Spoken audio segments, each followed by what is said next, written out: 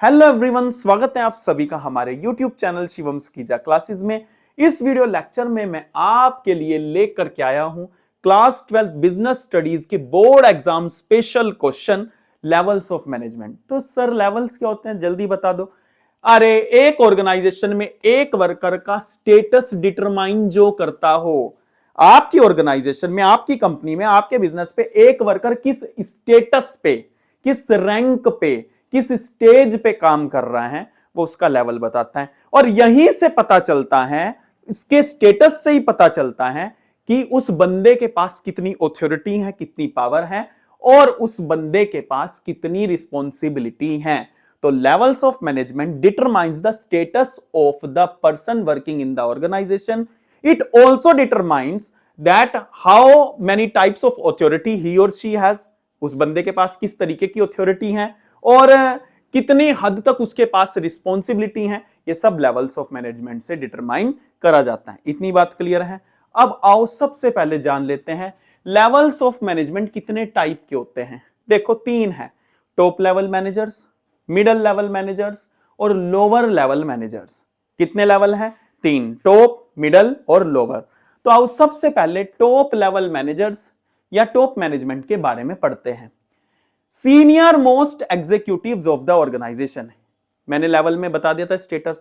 एक ऑर्गेनाइजेशन में जो हाईएस्ट रैंकिंग वर्कर होते हैं, जो हाईएस्ट स्टेटस पे काम कर रहे होते हैं, सीनियर मोस्ट पोजीशन पे काम कर रहे होते हैं, उनको टॉप लेवल मैनेजर्स या टॉप मैनेजमेंट बोला जाता है। इतनी बात क्लियर है। तो they are the workers which is at the highest level in the organization. अरे सारे ही वर्कर हैं, इतनी बात समझ आ गई, कोई दिक्कत? उसके बाद ये कौन कौन हो सकते हैं? दे में बी या they consist of chairman, chief executive officer, chief operating officer, president, vice president, ये हो सकते हैं। Chief executive officer, COO, chief operating officer, director, chairman, president, vice president, ये सारे हो सकते हैं। ये लिख दिया। सबसे पहले बता दिया सीनियर मोस्ट एग्जीक्यूटिव्स होते हैं, हाईएस्ट रैंक पे काम करते हैं। और ये कौन कौन होते हैं ये बता दिया। Responsible for survival and welfare of the organization, यही वो लेवल ऑफ मैनेजर्स होते हैं जो पूरी की पूरी ऑर्गेनाइजेशन के सर्वाइवल के लिए रिस्पॉन्सिबल होते हैं। एक ऑर्गेनाइजेशन में एम्प्लॉइज खुश हैं या नहीं है, आपकी ऑर्गेनाइजेशन स्मूथली रन कर रही है या नहीं कर रही है, इस सब के लिए कौन रिस्पॉन्सिबल है? Top level managers. तो इसलिए हमने कह दिया पूरी की पूरी ऑर्गेनाइजेशन अच्छे से सर्वाइव कर रही है या नहीं कर रही है, वेलफेयर बढ़िया, एम्प्लॉइज बढ़िया तरीके से खुश है, सारा काम स्मूथली चल रहा है, सबके लिए कौन रिस्पॉन्सिबल है? Top level managers. इनका मेन टास्क क्या होता है? ये देखो, इनका मेन टास्क ये है कि ये इंटीग्रेट, ये जोड़ते हैं डाइवर्स एलिमेंट्स को। अरे यार एक ऑर्गेनाइजेशन बड़े सारे एलिमेंट्स हैं, बड़े सारे पार्ट्स हैं, मार्केटिंग टीम अलग होती है, फाइनेंस टीम अलग होती है।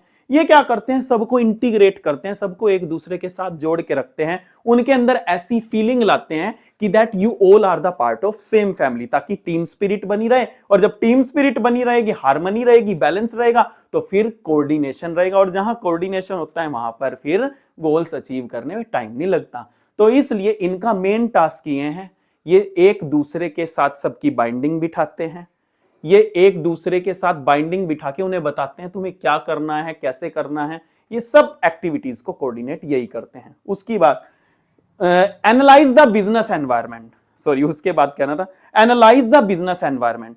ये क्या करते हैं? ये बिजनेस एनवायरनमेंट को एनालाइज करते हैं। एनवायरनमेंट में demand, technology, supply, interest rate, tax rate, ऐसा कुछ हो रहा है?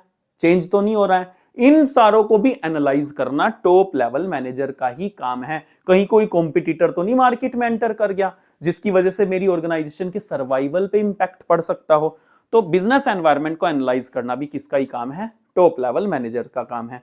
और क्या करते हैं ये? अरे आपकी बिजनेस की हर एक एक्टिविटी का और उसका सोसाइटी के ऊपर क्या इंपैक्ट पड़ रहा है, उन सब के लिए भी कौन रिस्पॉन्सिबल है? Top level managers. इसलिए हम कह देते हैं कि भाई साहब टॉप लेवल मैनेजर की जो जॉब है बहुत ज्यादा स्ट्रेसफुल है। अगर आप भी किसी टॉप लेवल मैनेजर के तौर पे काम कर रहे हो किसी ऑर्गेनाइजेशन में, तो भाई साहब आपको लॉन्ग आवर्स देने पड़ते हैं अपनी ऑर्गेनाइजेशन में, क्योंकि जितनी ऊंची पोस्ट पे आप काम करोगे आपकी जिम्मेदारियां भी उतनी ज्यादा बढ़ जाती हैं। तो ये था टॉप लेवल मैनेजर्स। अगर आ जाए तो लिख देना, यही इसी के अंदर ये सारे जितने ये फंक्शंस में आप यही लिख सकते हो। इतनी बात क्लियर है पक्का? आओ फटाफट से मिडिल लेवल मैनेजर्स को देखते हैं। ध्यान से देखिए, link between top and lower level managers. 3 level होते हैं ना, एक टॉप और एक मिडल और एक लोअर। तो टॉप को लोअर लेवल मैनेजर्स के साथ जो जोड़ता है, लिंक कराता है, मान लो अगर टॉप को कोई आदेश वगैरह देने हैं, ऑर्डर वगैरह देने हैं या इंस्ट्रक्शंस पास करनी है, तो लोअर तक कौन पहुंचाएगा? Middle level managers. उसके बाद अगर उनको कोई सजेशंस देने हैं, कंप्लेंट देनी है, तो लोअर लेवल मैनेजर्स की शिकायत वगैरह या कोई सजेशन वगैरह ऊपर तक कौन पहुंचाएगा? ये मिडिल लेवल मैनेजर्स। तो इसलिए हमने यहां पे लिखा है it act as a link between top and lower level managers. इतनी बात समझ आ गई? उसके बाद ध्यान से देखो, केस स्टडी के लिए इंपॉर्टेंट लाइंस होती हैं। ये जो मिडिल लेवल मैनेजर्स होते हैं ना, ये सबऑर्डिनेट है किसके लिए? टॉप लेवल मैनेजर्स के लिए। अरे यार खुद देखो ना, इनके ऊपर कौन है? टॉप लेवल मैनेजर्स, और ये बीच में है मिडिल लेवल्स, है ना। तो मिडिल वालों के लिए जो टॉप मैनेजमेंट है वो एक तरीके से इनके लिए भी मैनेजर है, इनका बॉस है। तो मिडिल लेवल मैनेजर के लिए जो बॉस का काम करता है वो कौन है? Top management. यानी कि जो मिडिल लेवल मैनेजर हैं वो टॉप मैनेजमेंट के सबऑर्डिनेट हैं, एम्प्लॉइज हैं। और मिडिल मैनेजर्स के नीचे कौन आ रहे हैं? वो लोअर लेवल मैनेजर, जिसको आप फर्स्ट लाइन मैनेजर भी कहते हो। तो लोअर लेवल मैनेजर इनके लिए क्या है? इनके लिए एम्प्लॉइज गिने जाएंगे। तो मिडिल लेवल मैनेजर जो है सुपीरियर है, सुपीरियर मतलब बॉस है, किसके लिए? लोअर लेवल के लिए। और मिडिल लेवल के लिए जो बॉस का काम कर रहा वो कौन कर रहा? Top management. तो middle level managers are the subordinate, subordinate मतलब एम्प्लॉय। किसके लिए एम्प्लॉइज आएंगे? टॉप मैनेजमेंट के लिए। और सुपीरियर किसके लिए आएंगे? सुपीरियर इनके लिए, लोअर लेवल के लिए। इतनी बात क्लियर है? उसके बाद इनको हम डिविजनल हेड्स भी कहते हैं। एक ऑर्गेनाइजेशन डिफरेंट डिफरेंट पार्ट्स में डिवाइड होती हैं, जैसे परचेज डिपार्टमेंट अलग, सेल्स डिपार्टमेंट अलग, प्रोडक्शन डिपार्टमेंट अलग, मार्केटिंग डिपार्टमेंट अलग। तो हर एक डिपार्टमेंट को अलग अलग बंदा चाहिए ऑपरेट करने के लिए। तो सपोज करो हमने परचेज डिपार्टमेंट को चलाने के लिए परचेज मैनेजर रख लिया, तो जो डिपार्टमेंट का हेड है वो कौन है? Purchase manager. तो परचेज मैनेजर एक डिविजनल हेड हो गया। मैंने अभी बोला ना, ऑर्गेनाइजेशन डिफरेंट डिफरेंट डिपार्टमेंट्स में डिवाइड होती हैं और हर एक डिपार्टमेंट को चलाने के लिए वी नीड अ बंदा, दैट इज हेड। तो इसलिए उस डिपार्टमेंटल हेड को हम क्या कहेंगे? डिविजनल हेड, जिसको आप मिडिल लेवल मैनेजर्स कहते हो। प्रोडक्शन हेड किसका होगा? प्रोडक्शन डिपार्टमेंट का होगा। और फिनेंस के लिए कौन होगा? फाइनेंशियल हेड होगा, ठीक है, फाइनेंस मैनेजर। तो डिपार्टमेंटल हेड, डिपार्टमेंट को रन करने वाला डिविजनल हेड या डिपार्टमेंटल हेड, उन सबको हमने क्या कह दिया? Middle level manager. से एग्जांपल लिखे, marketing manager, finance manager, plant manager और ब्रांच मैनेजर, ये सब किसका पार्ट है? मिडिल लेवल मैनेजर्स का। अब ये किसके लिए रिस्पॉन्सिबल होते हैं? अगर जितनी भी एक्टिविटीज फर्स्ट लाइन कौन है? लोअर लेवल मैनेजर्स हैं, उनके द्वारा जितनी भी एक्टिविटीज करी जा रही हैं उनके लिए कौन रिस्पॉन्सिबल है? Middle level managers. उसके बाद they also responsible for, by top management के द्वारा स्ट्रेटेजीज बना दी गई हैं, टॉप लेवल मैनेजर्स के द्वारा प्लान्स बना दिए गए हैं, टॉप लेवल मैनेजर्स के द्वारा स्ट्रेटेजीज बना दी गई हैं, प्लान्स बना दिए गए हैं। अब उनको इंप्लीमेंट कराना है भाई साहब, उनको कंट्रोल करना है। अब वो स्मूथली इंप्लीमेंट हो रही हैं या नहीं हो रही हैं, कंट्रोल में है या नहीं है, तो उन सब की कंट्रोलिंग करना, इंप्लीमेंटिंग करना सब किसके हाथ में है? वो कह रहे भाई हमने तो बना के छोड़ दी, अब आप इसको लागू करो, किस तरीके से करोगे, एम्प्लॉइज को किस तरीके से इनके बारे में बताओगे, सब आपकी जिम्मेदारी है। तो टॉप मैनेजमेंट प्लान्स वगैरह बना करके छोड़ देते हैं, उसको लागू वगैरह करना, इंप्लीमेंट करना, कंट्रोल करना सब इनके हाथ में है। उसके बाद ये डिपार्टमेंटल हेड है ना, अपने अपने डिपार्टमेंट को चलाते हैं ना। तो सपोज करो मैं परचेज मैनेजर हूं, तो मेरे डिपार्टमेंट में मेरे नीचे काम करने वाले भी तो चाहिए। तो मेरे डिपार्टमेंट में कोई वैकेंट पोस्ट तो नहीं है, मुझे बंदों की जरूरत तो नहीं है, पर्सनल्स की जरूरत तो नहीं है, एम्प्लॉइज की जरूरत तो नहीं है। तो मेरे डिपार्टमेंट में क्या मेरे नीचे काम करने वाले एम्प्लॉइज फुल हैं? कोई कमी शमी तो नहीं पड़ रही है उनकी? तो ये देखना भी मेरा ही काम है। उसके बाद इन बंदों को काम देना भी मेरा ही ड्यूटी बनती है।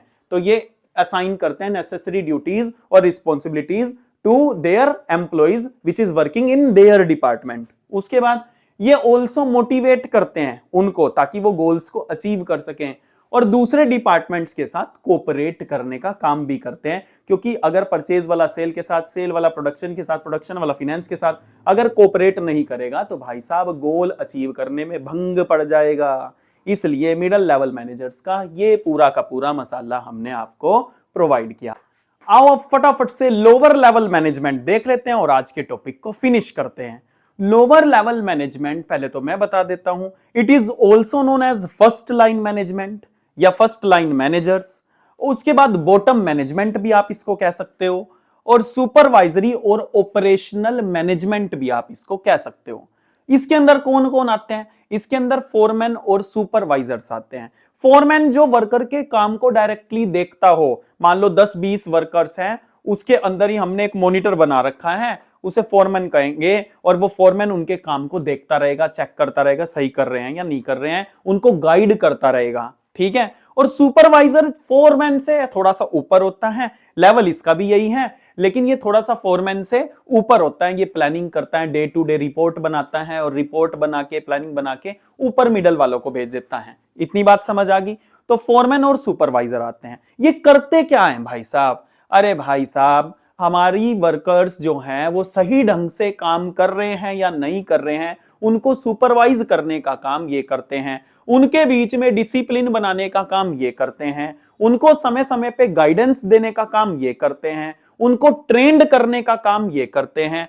ट्रेंड क्यों करते हैं? डिसिप्लिन क्यों मेंटेन करते हैं? अरे भाई साहब, आपकी क्वालिटी बढ़िया होनी चाहिए। आप जो आउटपुट बना रहे हो उसमें कंसिस्टेंसी होनी चाहिए। अगर क्वालिटी बिगड़ गई तो कस्टमर टूट जाएगा। इसलिए हमने ऑपरेशनल मैनेजमेंट में फोरमैन, सुपरवाइजर जैसे बंदे रखे जो क्वालिटी ऑफ आउटपुट को चेक करते हैं वर्कर्स की जा करके। उसके बाद ये भी देखते हैं कहीं वेस्टेज तो नहीं ज्यादा हो रही है, क्योंकि इनका मेन मकसद है जो वेस्टेज ऑफ मटेरियल्स हैं वो कम से कम हो। उसके बाद सेफ्टी स्टैंडर्ड्स बने रहें, एम्प्लॉइज जो हैं वो बढ़िया तरीके से सेफ्टी के रूल्स रेगुलेशंस को फॉलो करके काम कर रहे हैं ना, मशीन सही ढंग से चला रहे हैं ना।